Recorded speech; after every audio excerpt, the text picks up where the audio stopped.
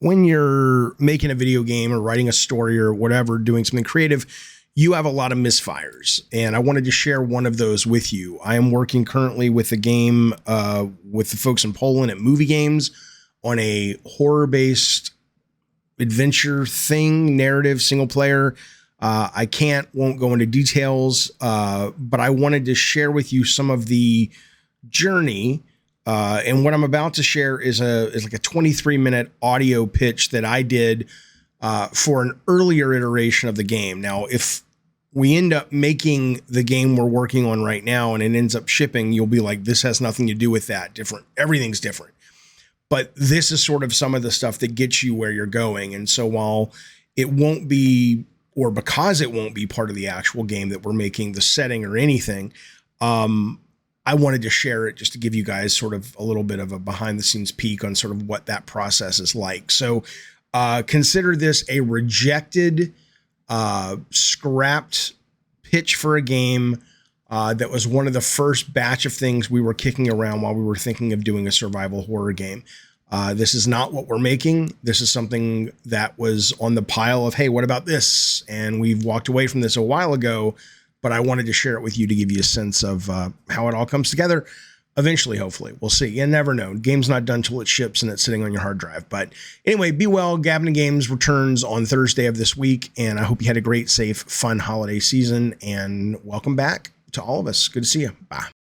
The game begins. You're playing the point of view of what sounds to be a young woman. She is lost in the darkness. The only real thing she can see is an umbilical cord coming out from beneath her dress when you look down, and it stretches on into the darkness past the horizon. And I don't know what the environment is. I don't know if it's a cavern or maybe it's the woods or something organic, something in nature. And it's very basic training, teaching you to all the basic shit, running, crouching, climbing, whatever we're going to let the character do in terms of just mobility, which probably isn't that much. So it's partially a tutorial, but it's also letting the player immerse into this very weird kind of trippy environment where she's following this cord. And there's kind of some weird pulsing going on the cord and whatnot. It's kind of creepy and nasty and moist and squishy and gross sounding, but she's moving towards it, twisting and turning and whatnot. While that's happening, we're hearing the sound of a church choir. We can't really place the time or the location. It's not some modern day mega church, but it's a church with people singing a solemn,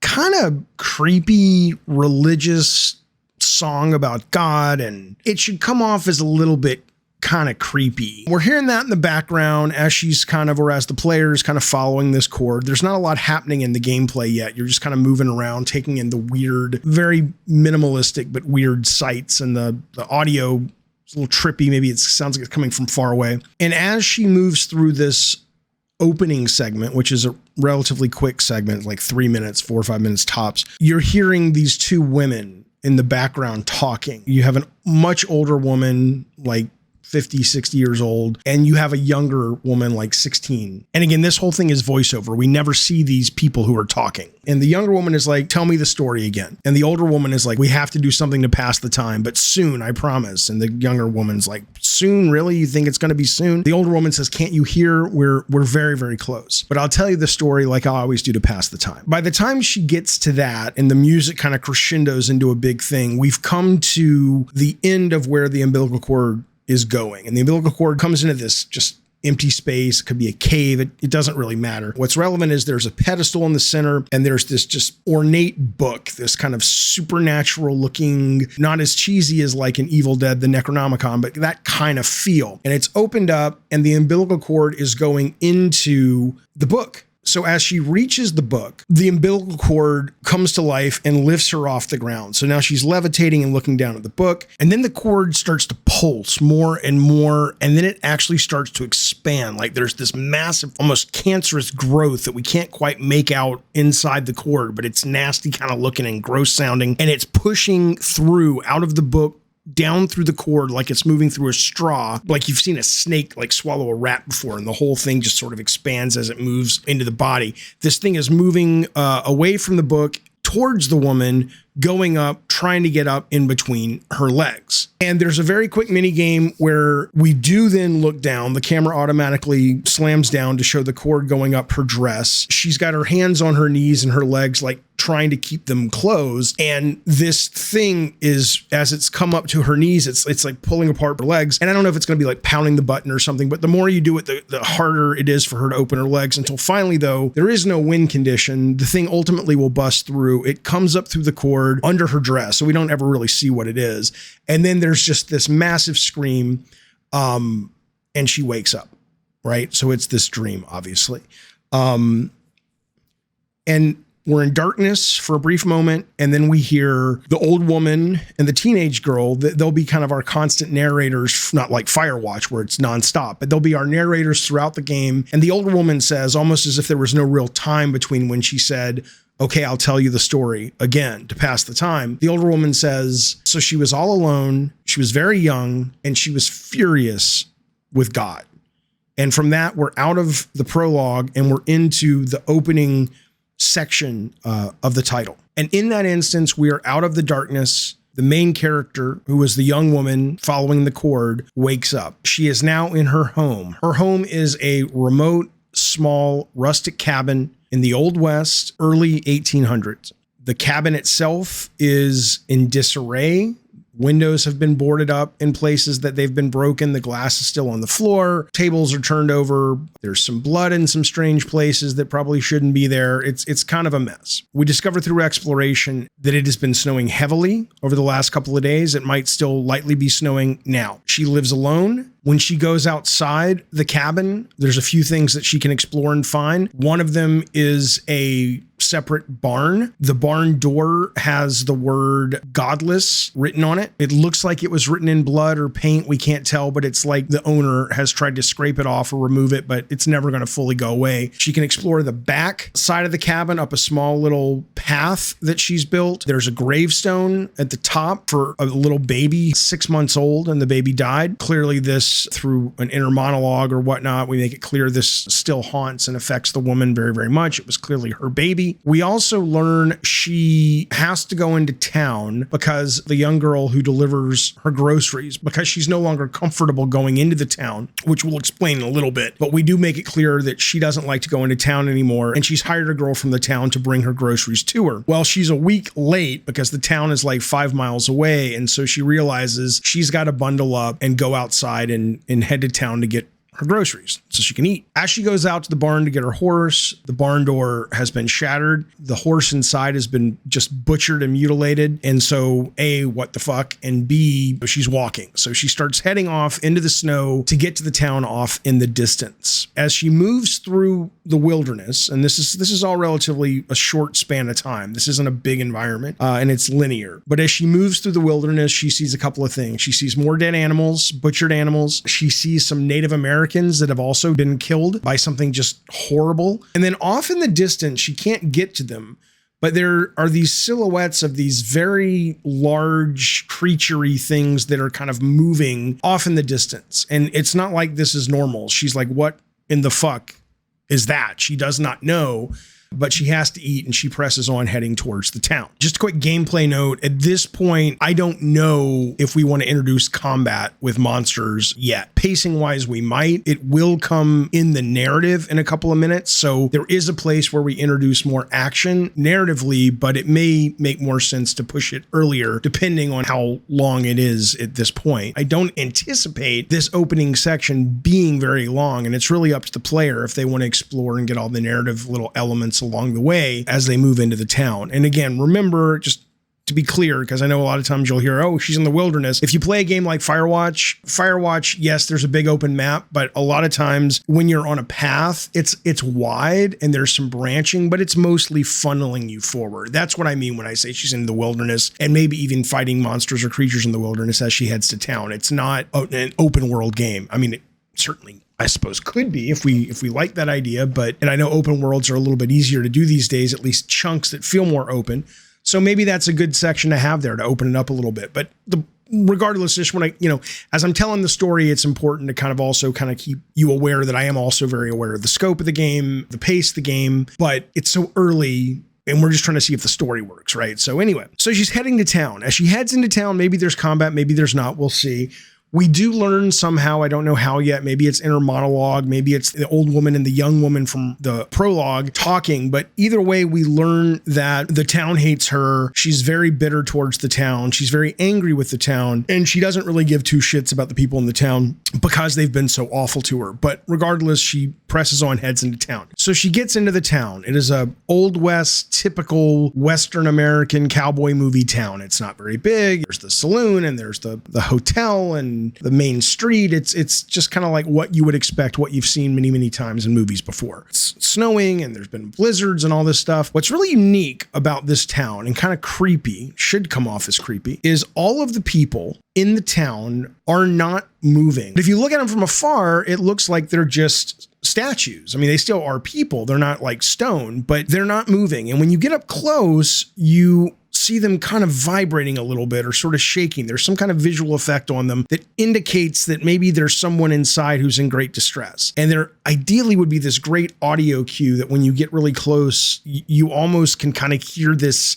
pitiful whining and struggling that is just clearly coming from deep, deep within inside this frozen human. And she has no fucking clue. She can't interact with them. She can't do anything with them. They're just rock solid. And they all, even with our very simple art style, they all look terrified as shit. And these figures are all in various states of positioning. One of them is on the edge of a building. One of them has their gun drawn and another one has their gun drawn. It was clear they were basically a confrontation that was about to happen. Some people are just kind of down, almost like Pompeii, with their hands covering their heads in fetal position, like shaking, like terrified. But they're all still frozen. So as she's moving through the town, she encounters this one figure, and the pitiful, screeching, desperate sound from deep within is getting louder and louder and louder. And as she approaches it, the figure snaps to life, and it's a figure that has a gun, and he immediately comes to life, pulls the gun out of his holster, sticks the gun under his chin, blows his brains out, and dies right in front of her. And she's like, what in the goddamn fuck is going on? As she's moving around, maybe there's a few other characters. The guy who's perched on the edge of the building, his sound gets a little, and his vibration gets a little bigger, and then he just screams and he throws himself off the tallest peak of the town and breaks his neck when he lands. And as these people off themselves, right before they do it, they feel compelled to scream out this number. It could come off as goofy, but assuming we can get the voice performances working where it's almost like they know the minute that number leaves their mouth, they're dead. So it's like a struggle, and it should come off as very dramatic. Assuming it can, great. If not, we'll just cut it. But the idea would be that every time someone kills themselves, they shout out the number 24, and then the next guy shouts out 25. Right? They're counting up towards something, and it should be a big mystery at this point. What the fuck is that about? What are they counting up towards? Right?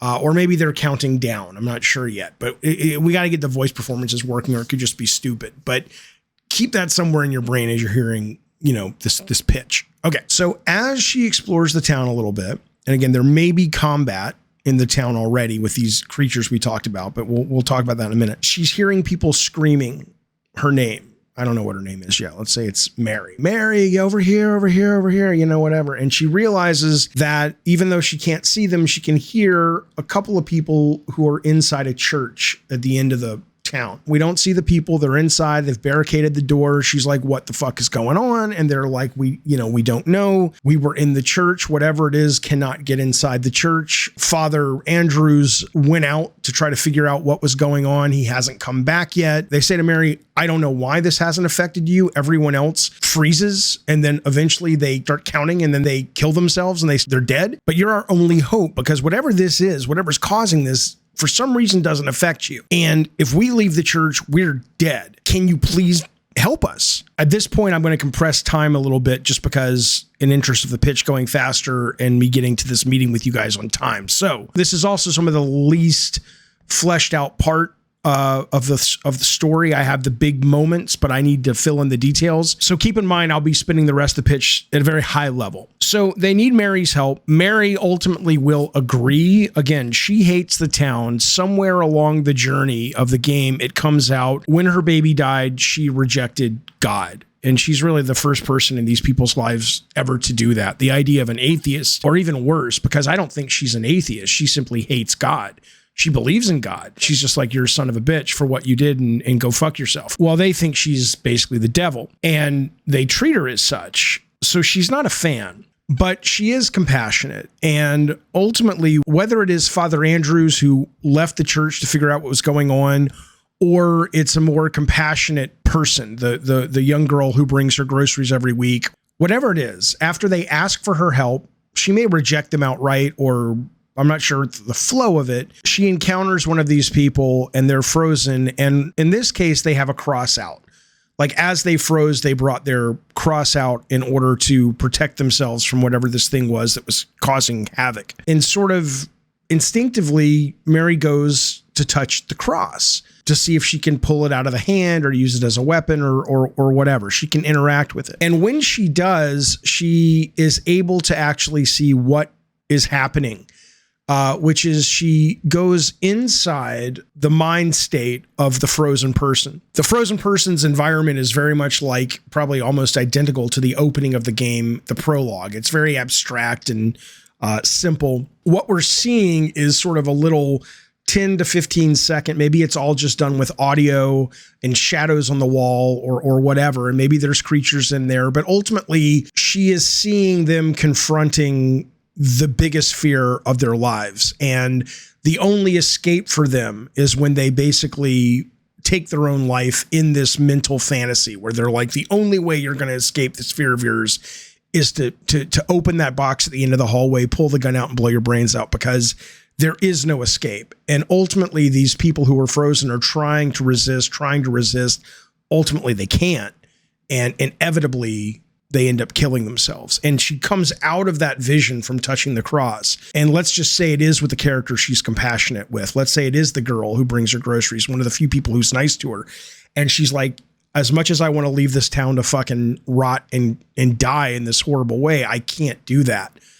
It may be better if it's the asshole. It's the priest of the town. And she's like, he's a dick, but I can't do it. I'm not that kind of person. I'm going to see what I can do. She makes her way to a vantage point where she sees something off in the distance, which is this sort of glow coming off the horizon, very small little area, a greenish red glow. And she notices that when the people kill themselves, she literally can see their spirits leave their bodies and fly towards this area. It's almost like Death Stranding. You see these bodies floating above the sort of pit of light circling, and every now and then a new body appears and it's growing and growing and growing, right? And it becomes this sort of visual marker as she moves through the game to show that she's getting closer to it, because clearly it's not going to affect her. Maybe she can go over there and figure out what the fuck's going on and she can save the town. Now, as she's doing this, the minute she commits to saving the town, all of the creatures, whatever we design, however many types there are, whatever, we'll talk about gameplay as a separate conversation, they turn on her. Before they didn't give a shit. They're like, you're just, you're either food for us or we're here to protect this process. But the minute you go against the process, you're our enemy and we're going to try to kill you. For whatever reason, I don't know yet. Traditional weapons don't work that great on them. What does tend to work is a bow and arrow with different kinds of arrows, either dipped in holy water or that have been shot into these creatures and they've been removed. So now they have the blood of the creatures on them. That tends to work, and that's sort of her main weapon. So as she's going through this journey, working her way towards the light, a couple of things are happening, whether it's through just dialogue or flashbacks or whatever. We learn that the woman about 2 months ago, she's always been being harassed and they wrote godless on her barn and all that stuff, but her house was broken into and she was accosted, and it's implied she was probably raped as well. And she's in a bad state, and this was a bad day, and that sort of explains why her house is how it was. And we kind of stretch this storytelling out throughout the game, so I'm not sure when we reveal those